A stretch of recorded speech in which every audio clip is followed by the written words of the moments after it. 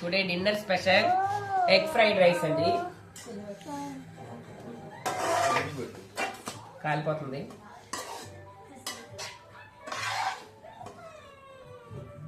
ఈ క్లైమేట్ కి వేడివేడిగా ఎగ్ ఫ్రైడ్ రైస్ సూపర్ ఉంది మరి. బాగుంది. ఎగ్ ఫ్రైడ్ రైస్ లో నాటుకోడి కలుపుకుంటే సూపర్గా ఉందన్నమాట. మీరు కూడా ట్రై చేయండి ఈసారి. ఎగ్ ఫ్రైడ్ రైస్ నాటుకోడి కూర కలుపుకుంటే సూపర్గా ఉందన్నమాట.